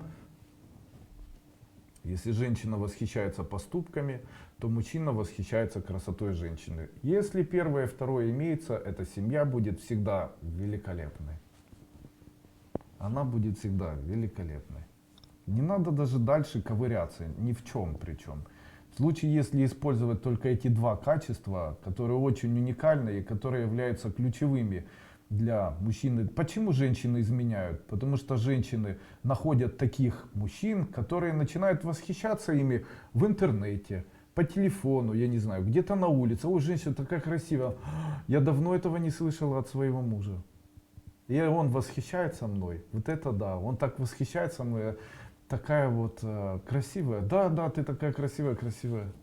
Вы представляете, почему мужчины ищут что-то там? Ну, у мужчин есть еще проклятие оплодотворителя, о нем периодически говорю. Это некое проклятие оплодотворителя, пока вот не оплодотворит какое-то количество, не остановится. Но говорят в народе, есть такие слова, не нагулялся. На русском языке не нагулялся человек. Вот нужно не торопить, наверное, чтобы нагулялся и потом наплодотворял. Женщины с мужчинами очень по-разному выглядят или очень по-разному воспринимают мир. Мужчина воспринимает мир где-то как, допустим, если мужчина ругается, он в этот момент готов собраться, уйти, разорвать отношения, развестись. Если женщина ругается, то в этот момент она хочет сохранить семью, чтобы все поняли, что она ни в чем не виновата. Женщина ругается, извиняется. Мужчина ругается, обвиняет. Хоть мужчине кажется, что в тот момент, когда женщина ругается, обвиняет его. Это не так. Женщины, когда они ругаются, спросите через 20 минут, о чем они ругались, они ни слова не вспомнят. Вообще, мужчины, призываю вас, в тот момент, когда женщины ругаются, ничего им не объясняйте. А не воспитывайте, не объясняйте и не доказывайте. Почему? Когда женщина кричит, ее мозг отключается. Он не способен в этот момент думать. Дело в том, что женщина кричит чувствами, а мужчина кричит мозгом по-разному. Получается, то, что дают чувства, это может быть набор противоречий, набор обвинений не связанных. Помните, я говорил, что чувства делают все наоборот. Именно поэтому женщина, она через свои чувства начинает произносить что-то. У человека, у мужчины отсюда, если не у человека у мужчины, не у человека у женщины. Да? У мужчины идет из сознания в рот, и оно транслируется. У женщины из чувств в рот. А помните, я говорил в самом начале, что чувства, они меняются в отличие от сознания и гормонов. И когда чувства начинают доходить до языка, то они превратно все передают. Именно поэтому женщины обычно захлебываются, они противоречивые, они непонятны, они потом не могут понять, что они наговорили. Их чувства, они не то, что они думают. Почему? В тот момент, когда женщина выплескивает чувства, она вообще не способна анализировать и думать. Это просто чувства. И она могут быть последовательный набор фраз, вы понимаете? А мужчина это все, ой, что она мне сказала, я не понял. Ничего не сказала. Вообще меньше обращайте внимание. Надо обращать внимание. Если женщина кричит, самое лучшее, что может сделать мужчина, подождать, когда она докричала, и после этого ее обнимать. И самое неправильное, что может сделать мужчина, обидеться и уйти. Вот если мужчина обиделся и ушел, поставьте к себе, как мужчине тире, и напишите: я гомосексуалист. Почему? Мужчина, глава семьи. И он доказывает эту главу семьи. В тот момент, когда женщине, которая кричит, стало плохо, кто ее должен успокоить? Глава семьи. Ну вот докажите, что вы глава семьи. Подойдите и ее успокойте. Вот. А мужчина говорит: надо обидеться, пусть она поймет. Это уже по-женски, знаете. Так не должно быть.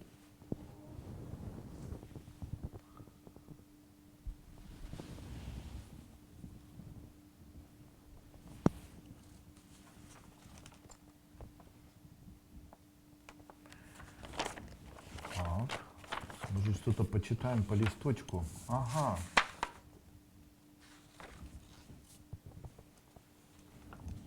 Сегодня женщина одна задала такой вопрос. Из-за какой ошибки мы теряем уверенность в себе? Из-за какой ошибки человек теряет уверенность в себе? Ответить на этот вопрос несложно. Уверенность в себе у человека обозначается наличием у него знаний о себе. Или эти знания о себе, они создают уверенность. И влияние чужих знаний, которые внушаются человеку как бы о нем, создают в нем неуверенность. Именно поэтому я все время говорю, человек должен осознавать себя и знать, что кому он не нравится, у того нет вкуса. Кому не нравится, как он думает, тот пусть думает сам, как хочет. Кому не нравится, как он выглядит, у того нет вкуса видеть то, что вы хотите. Сохраняйте свою индивидуальность. Верьте в то, что ваша индивидуальность красива в ее неповторимости и необычности. То есть старайтесь не подвергаться тому, что называется воздействие других людей. Уверенность в себе обозначена тем, насколько человек знает о себе много. То есть человек говорит: я уверен в том, что я буду умным. Почему? Я в институте учился. Я уверен, что я всегда буду красивой. Почему? У меня много ухажеров. То есть, видите, знания обуславливают у человека самоуверенность. Таким образом, увеличивая количество знаний в любых областях, человек становится более уверенным не только в областях, а еще и по отношению к себе. Второй вопрос. Как справиться с низкой самооценкой? Никогда, запомните, для эзотерика это очень важно, это закон эзотерики, никогда, запомните, не оценивайте свою жизнь. Не принимайте чужую ложь по отношению к себе. Почему? У каждого жизнь своя. Если вам человек говорит: ты какашка, все какашки. Почему? Мы живем в одном социуме, знаете, не лучше и не хуже. Если человек говорит, ты плохая, я хороший, не бывает ни плохих, ни хороших. Почему? Не бывает идеальных людей. Поэтому в случае, если кто-то хорош в чем-то, то в чем-то он будет нехорош. А если он будет в чем-то нехорош, то он обязательно в чем-то будет хорош. Поэтому однозначно, как не бывает совершенно плохих людей, однозначно не бывает и совершенно хороших. Кстати, я почему-то сегодня на Достоевского съехал. В этой же книге, по-моему, «Идиоте», были еще слова. Эти слова звучали так, что каждое зло или каждое преступление, которое совершается, оно имеет доброе начало. И там очень много об этом говорится. Я согласен с этим. Я согласен с этим. Так что князь Мышкин, которого споймали две кошки, оказывается, мог многому научить людей и человечество. И вот как раз там есть такой нюанс в этой книге. Это нюанс, который был связан с тем, что было сказано, что у каждого плохого поступка не может быть плохой задачи. Потому что любой плохой поступок, он имеет благородную и хорошую первопричину. То есть там помочь себе, помочь близким, выжить или еще что-то сделать, там, построить семью. Вы представляете, как сказал Гёте в книге «Фауст», он сказал, я тот, кто вечно искал зло, но что бы я ни делал, получалось благо. И, конечно же, так же получается у людей. И очень часто люди, которые стараются сделать доброе для другого человека, в итоге делают для него зло. И очень часто люди, которые могут навредить человеку и думают, что они делают зло, они могут создать добро. Почему? Мир переменчив. И люди до конца не понимают, потому что они не знакомы с законами эзотерики, они не понимают общей картины и очень часто совершают совершенно непонятные для себя поступки и потом несут за это ответственность. Шары, я уже о ней писал раньше, хотел бы сегодня еще об этом сказать. Очень часто люди пользуются вот такой шарой. Когда-то я ехал в Египте на автомобиле, у меня была там машина, ее брал в аренду, находился в Сахал-Хашише, и две знакомые женщины, которые там отдыхали, говорят, Андрей Андреевич, можете нас подвезти в торговый центр и обратно? Я говорю, да, конечно, у меня есть время, я могу вас отвезти. После этого я их отвез, привез, и когда их выгрузил, они ушли, и мне говорят, спасибо.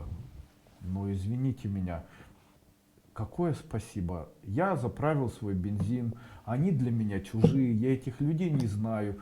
Они забрали у меня время, после этого я их свозил, после этого привез.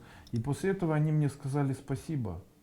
Таким образом, люди, которые живут так, я знаю, почему они это сделали. Это называется в народе на дурочку с канала. То есть она сделала так или там представила, там можно на шару прокатить и все. Вот этот элемент в жизни людьми обычно не воспринимается. И после этого, вы представляете, я вот обращаю внимание, в моей жизни было много таких людей. Одна из самых интересных историй, это была история с батюшкой. В Новомосковске, Днепропетровской области, у меня был очень интересный знакомый, батюшка Михаил, по-моему, или Борис, Михаил, да. И он начал строить церковь, и после этого, когда он церковь делал, то он там с людьми рассчитывался, потом не рассчитывался, потом вновь рассчитывался. И получилось так, что у людей, которые на него работают, за год он заплатил не 12 заработных плат, а 8. Ну, как-то пропускал, люди там у него жили, он там работали и так далее, и там на службы ходили и так далее. И потом они говорят, ну а остальное, он говорит, ну а какое остальное, это же все во благо Бога, давайте спасибо вам большое, я вас покрещу, если хотите, за вас почитаю, ведь это духовность, это вам хорошо зачтется. Ну и все как-то так, знаете, согласились, один мужчина сопротивлялся, его Виталик звали. И говорил все время, да мне не нужно, я хочу денег, мне надо семью кормить. И он говорит, ну хорошо, Виталик, давай тогда тебе не все отдам, а отдам половину. И после этого так вот все делал. То То есть там, что бы ему ни сделают, там люди придут, он говорит, сделайте для меня вот это. Они там покрасят, побелят, уберут. И он, спасибо, и уходит. И вот так хамылем, как я это называю, построил себе церковь. После этого там вел службы, у него жена там была, у них появился ребенок. Эта девочка выросла, ее звали Марина. И после этого эта девочка разбилась на машине насмерть. Скажите, почему? За все сделанное на шару придется заплатить.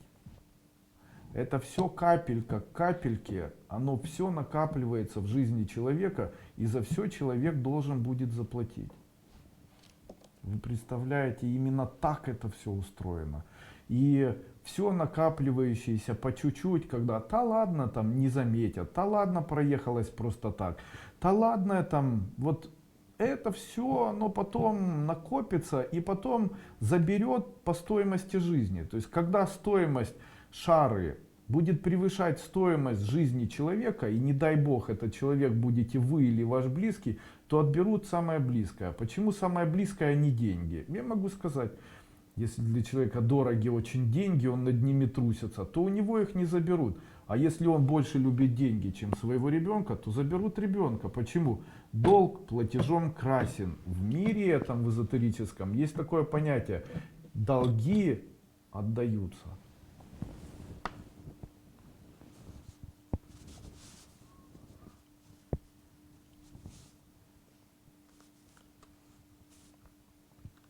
Учитель, можно ли игнорировать людей, если они сделали много пакостей на работе, например? Да, такая история, она честная. У меня были два партнера, это муж и жена, мы вместе с ними работали. Когда мы вместе с ними работали, мы договорились на определенную сумму денег.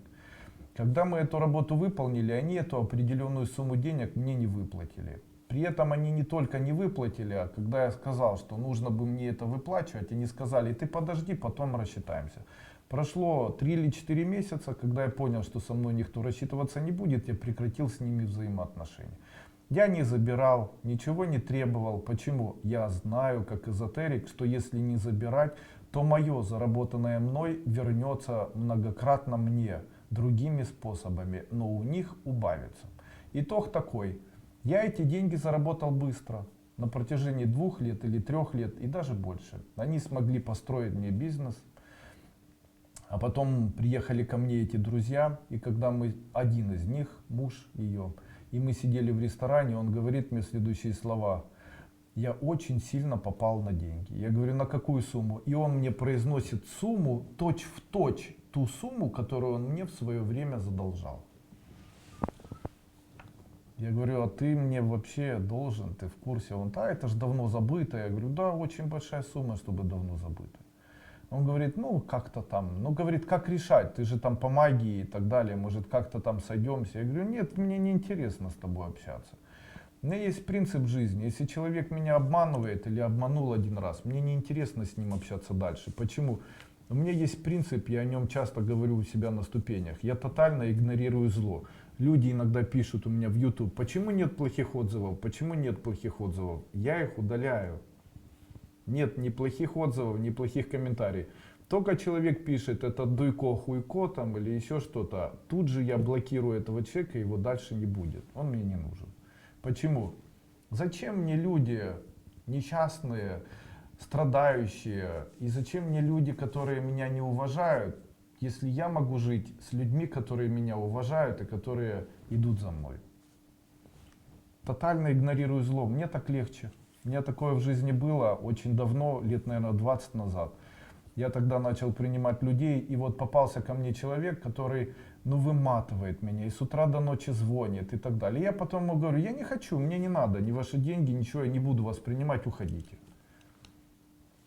И после этого понял, что на одного человека, который мне платил немного, и который был очень сложный, я тратил больше времени, чем я в это время мог принять совершенно нормальных людей.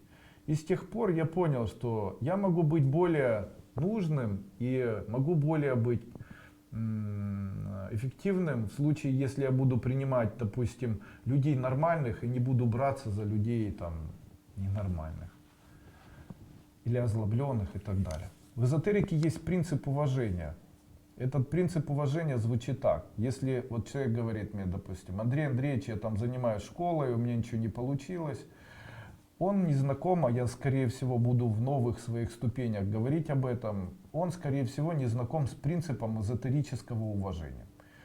Если человек хочет, чтобы ему помогали мои мантры, если человек хочет, чтобы ему помогала моя школа, если человек хочет, чтобы я ему персонально помогал как-либо, то человек перед началом должен создать условия или чувства, при которых он максимально со всей силы внутренне начинает уважать того человека, который является его учителем.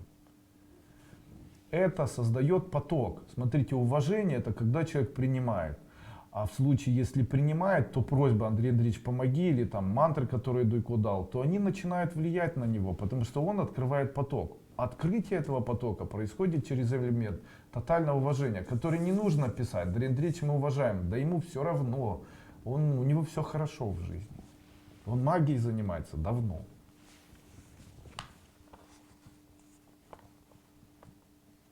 Ага. Как не быть ведомым, как научиться отказываться? Вы должны знать, слово «да» является одним из самых сильных слов манипуляций. Вы знаете, что манипулирование другими людьми — это плохо. Так вот, когда человек говорит «да», то он забывает о том, что мозг наш, он не успел подумать. Именно поэтому человека воспринимают, или человека, который тут же говорит «да», воспринимают обычно как слабохарактерного, его воспринимают как несосредоточенного на своей жизни, мимолетного или, возможно, несерьезного. Почему? Потому что перед тем, как сказать «да», нужно подумать. А когда человек говорит «да, сделаешь», «да», все это манипуляция, человека уже заставили. Для того, чтобы этого не было, человек должен произносить слова или научиться произносить следующие слова. «Я подумаю». Ему говорят «да», он говорит «я подумаю». Вот тогда к человеку начинают относиться хорошо. Один мой знакомый рассказывал историю. Говорит, ты представляешь, я прошел твои ступени, Андрей Андреевич, и взрослый такой мужчина, и моя жена в очередной раз, она постоянно ездит к своей подруге, я знаю, что у них подруги, и она ездит постоянно к подруге там какой-то, каждую субботу и каждое воскресенье у нее подруга, она к ней ездит в гости, потом поздно приезжает, пьяная, веселая такая. И в очередной раз говорит там: Егор, можно я уеду к своей подруге? Там меня Марина приглашает, там еще будут девочки из нашего института и так далее. Она преподаватель института. А он говорит: нет. Сначала говорит: я подумаю. Она говорит: ты подумал, давай я поеду. Он говорит: нет, я не хочу, чтобы ты ехал. Я хочу, чтобы мы сегодня вместе провели вечер. И она вытаращивает глаза и говорит: да кто ты такой? Ты что здесь рот вообще открываешь? Вы представляете? Отличная семья у них. Он говорит: для меня было таким шоком. Любимая моя женщина, которая тут же меня целовала, облизывала и говорила: да, любимый, можно я поеду? Я сказал нет ей первый раз в жизни. Она вытаращила глаза и говорит: да кто ты такой вообще? Рот свой закрой, иди накройся крышкой. Катастрофа. Вообще катастрофа. Ну, бывает и такое. Что вы там уже пишете? Это какие там 23 тысячи гривен? Что там у вас такое?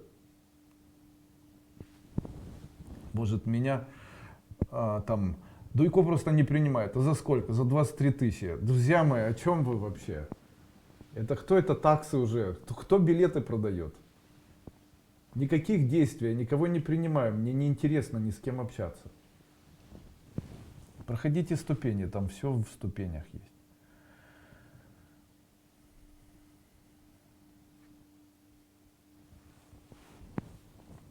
Далее. Сегодня во время вебинара задали вопрос в Фейсбуке на моей странице Дуйко Кайлас ИРТ. Там задали вопрос: почему школа имеет название Кайлас? Был ли я на горе Кайлас и услышал ли я там свои коды или свои учения? Я хочу вам ответить. Рядом с горой Кайлас я был. Находился я там как турист. Сколько раз? Несколько. Поеду ли я туда еще раз? Нет. Почему? Мне не понравилось. Почему? Холодно, люди бедные. Мне не нравятся такие страны, у которых очень низкий уровень жизни. Я не люблю Африку, я не поеду никогда. Мне не нравится Египет, потому что очень низкий уровень жизни. Мне не нравятся определенные страны. Вот мне нравился когда-то, очень давно, Лимассол, я туда летал. Сейчас мне не нравится, потому что уровень жизни упал.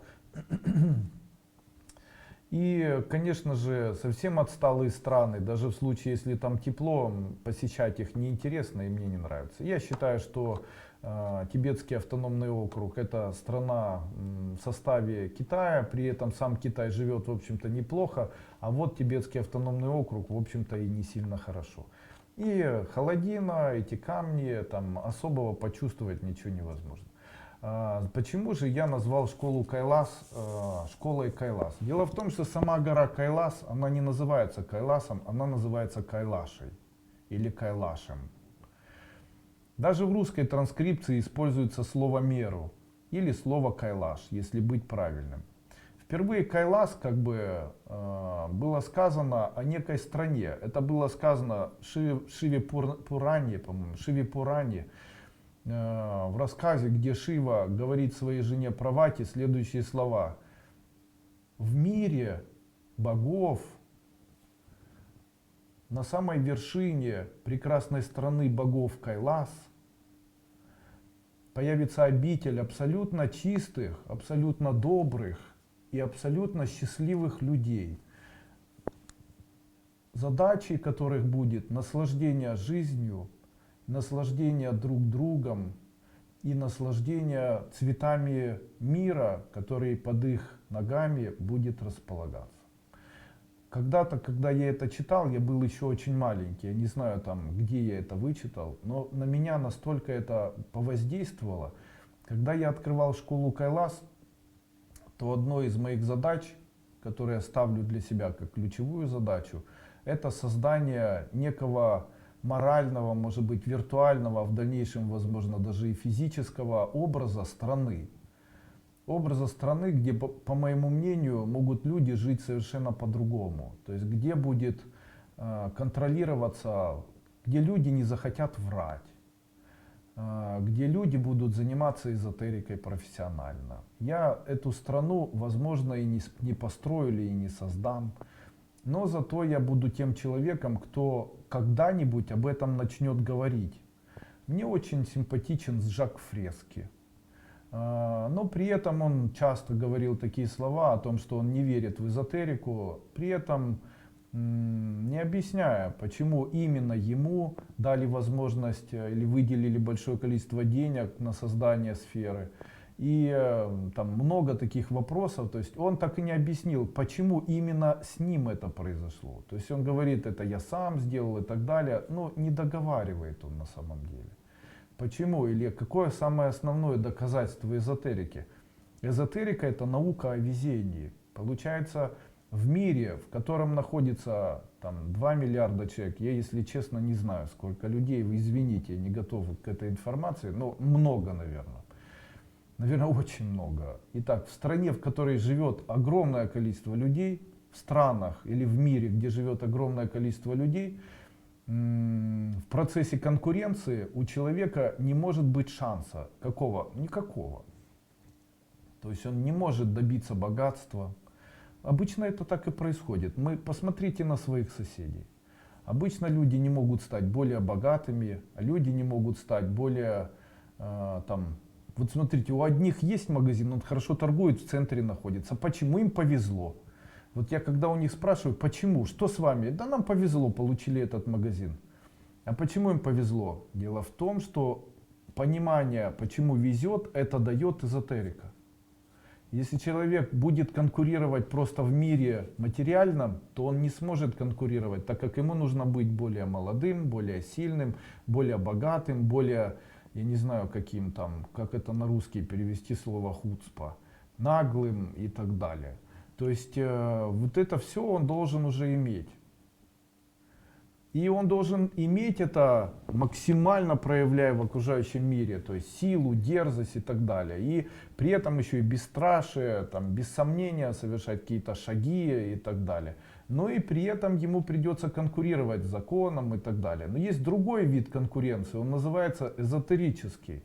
То есть в эзотерическом мире есть другие законы. И в этом мире, в случае, если человек начинает тоже так же развиваться, то в этом мире, где мало людей, которые работают в эзотерике или которые знают ее, и в случае, если они там начинают создавать что-то, то там тоже есть конкуренция. Она очень влияет на материальный мир, делая человека успешным, делая человека здоровым, делая человека молодым, делая человека там ярким, делая человека еще каким-то.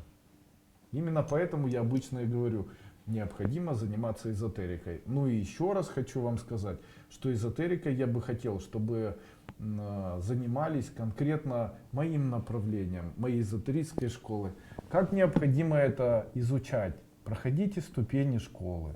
Начните не с кодов, не с мантр и шумов. Начните проходить ступени школы. Вслушивайтесь и пытайтесь ощутить или понять ту философию, которой я делюсь. Эти механизмы, они очень просты к восприятию, но без этих механизмов, как я рассказал ранее, невозможно видоизменение человека. Если человеку некогда, если человек там торопится, ему необходимы деньги, то тогда он конкурирует материально. Человеку нужно успокоиться, изменить свое мировоззрение, поменять свое восприятие мира, и после этого у него будет получаться. По-другому он станет более везучим.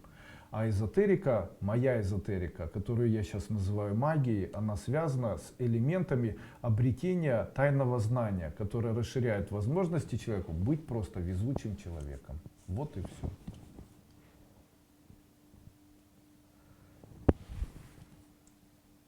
Андрей Андреевич, скажите, пожалуйста, как вы относитесь к тому, что некоторые люди подписывают договор на отдачу своих органов после смерти? Причем делают это не ради спасения других людей, чтобы не обременять похоронами своих детей. Я не противник этого.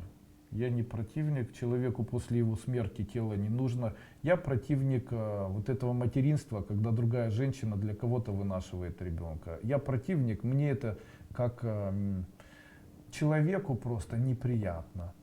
Это как продажа плоти, знаете, мне это неприятно. Я противник того, чтобы люди при жизни продавали свою почку. Я противник, чтобы одна женщина выносила ребенка для другой женщины и отдала. Я не знаю, что с сердцами таких женщин. Я же говорю, я верю в то, что бывают вот такие люди, только они, наверное, они становятся рептилиями. Знаете, есть люди рептилии. И вот я считаю таких людей, которые для кого-то выносили ребенка, и это для них бизнес, я их считаю рептилиями. Я, конечно, никого не хочу обидеть, я ни при чем, закон этих людей поддерживает. Закон не поддерживает установку кондиционеров в больницах для беременных и детей. В педиатрии в Москве, в центральных больницах педиатрии находятся дети с закрытыми помещениями, с закрытыми окнами, которые не открываются, без кондиционеров, в 40-градусной жаре, где в одной комнате может находиться до 8-16 больных детей. Это правильно? Но при этом зато парады, знаете, и при этом какие парады, если в больницах нет кондиционеров? Ну это же стыдоба. Вот я не понимаю таких моментов, я бы мог сегодня о них сказать. Смотрите, допустим, есть предприятие, у человека взяли деньги, и эти деньги ему положили на карту в виде пенсионного отчисления. Потом такая карта, ее может банк создать, государственный банк. Потом, когда человек пришел к определенному возрасту, ему дают доступ к этим деньгам, и он их берет. Скажите, это сэкономило бы бюджет страны? Конечно, потому что на сегодняшний день такое большое количество людей, которые вот эту пенсионную систему обслуживают, что если их убрать, то появилось бы огромное количество денег для страны. Но они не хотят. Почему? И говорят, что мы это для вас делаем. Вы представляете, они содержат огромное количество этих пенсионеров, вернее не пенсионеров, а людей, которые там следят за этим всем, для того, чтобы потом для пенсионеров делать благо. Видите, какое горе они делают для того, при этом их цель благородная.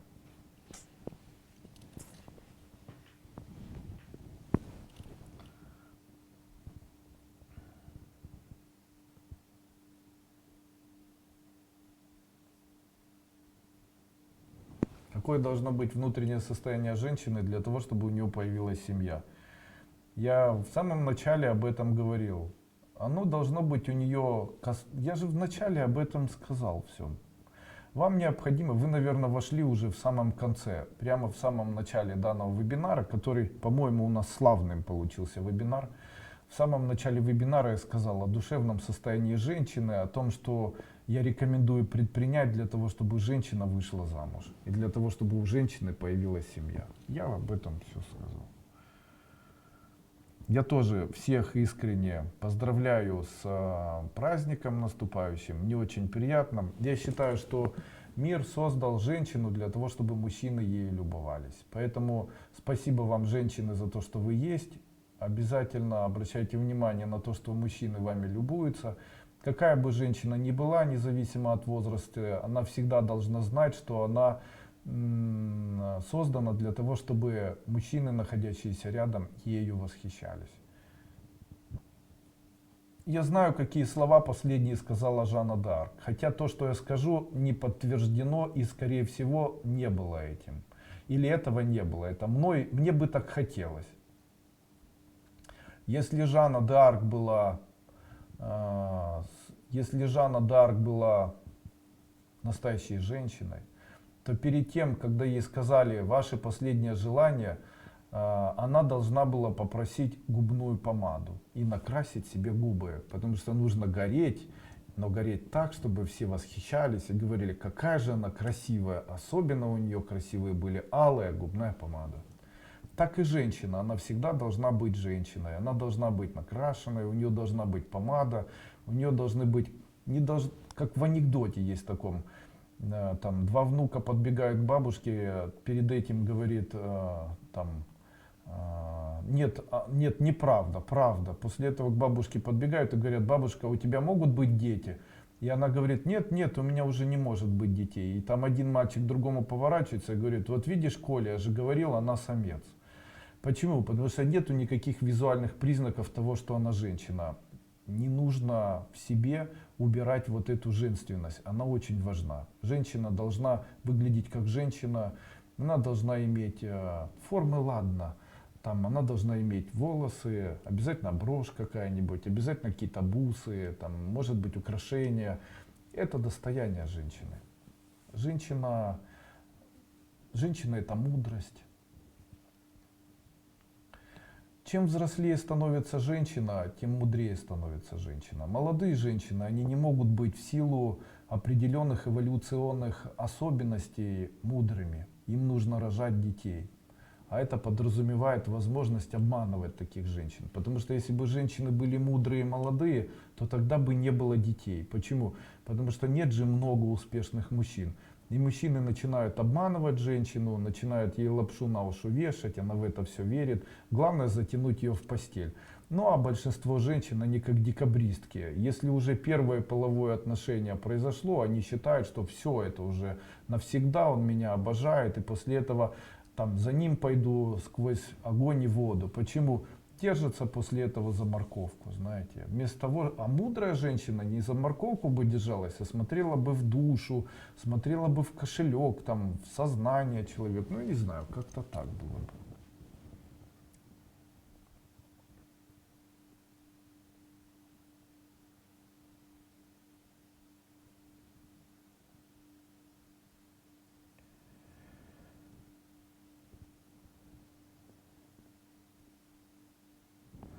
Можно ли включать шум увеличения пси-энергии одновременно при чтении разных кодов и мантр? Нет. Нужно шум психической энергии слушать отдельно. Я приглашаю всех на завтрашний вебинар Сангая. Он будет очень интересным, посвящен женским практикам, там открытие сердца, женские практики. Очень интересная такая тема будет. Приходите, он завтра будет у нас. Этот вебинар платный, субботний, Сангая. Андрей Андреевич, ученица ступени, 3 месяца делаю практики, читаю коды шумы. Все это нравится, я на пенсии хочу, чтобы меня приняли на желаемую работу. Подала резюме. Что я делаю эзотерически, мне в этом поможет. Проходите первую ступень. Уважаемые господа, никаких собственных вопросов. все вопросы, которые вы задаете, эти данные вопросы, они в большинстве своем есть абсолютно в моих семинарах. Проходите первую ступень, там есть допустимая информация, она вам подходит, ее читайте. Допустим, я даю вам коды, есть коды устроиться на работу, есть построение программ, когда я говорю, что там ваша задача может быть исполнена. У вас есть сайт, вы на нем находитесь, duiko.guru. На этом сайте есть миллионы просто всевозможных рекомендаций, есть мантры, коды, чтобы взяли на работу, там, Дзамбала, там, там, Дзунди Соха, и Дуалет Дзунди Соха, и там методы 15-руковая Метаюса, и там 3 головы, и там целая куча всего. И чтобы на работу взяли, и документы подписали, и долги простили, там это все есть. Что вы от меня хотите сейчас? Чтобы я что сделал? Вам что сказал? Вам не надо переживать. Вы пенсионерка, хотите на работу. Вы забываете, для человека, который занимается эзотерикой, нет слова пенсионерка. Нет слова старый человек, нет, он эзотерик, эзотерик-маг, это он ставит на первое место. С вами был Андрей Дуйко, я надеюсь, данный вебинар вам понравился. Я буду очень признателен, если вы данный вебинар распространите или распространите в своих социальных сетях, в которых вы находитесь. Для этого вам необходимо перейти на мою страницу в YouTube и поставить сначала лайк, после этого подписаться на канал, и после чего обязательно распространить данный вебинар, ведь он же был полезный, я думаю. И это будет в знак вашей ко мне благодарности, для того, чтобы не оставаться передо мной в должниках.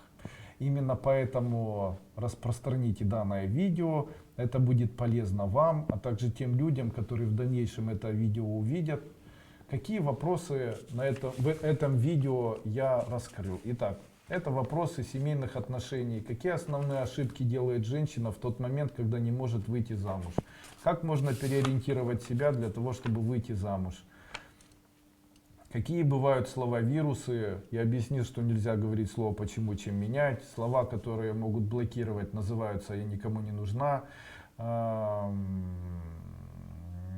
Я рассказал о том, что существует любовь и увлечение. Если этими рекомендациями воспользоваться, то женщина выходит замуж. Также я объяснил, как необходимо внутренне себя переориентировать для того, чтобы можно было выйти замуж и обрести семью. Я объяснил, как необходимо создавать этот выбор. То есть это выбор, когда женщина говорит: да мне все равно, и не ищет никого. Ну, и я объяснил, почему именно так необходимо сделать. Также объяснил или дал рекомендации по тому, как необходимо воспринимать свою жизнь. Рассказал о том, что нет смысла предавать Бога, это очень плохо. Также рассказал о том, что не стоит, скорее всего, оставаться должным и делать что-то на шару. И много других методов, а также философии, с которой я вас сегодня познакомил, было на этом вебинаре. С вами был Андрей Дуйко. До свидания.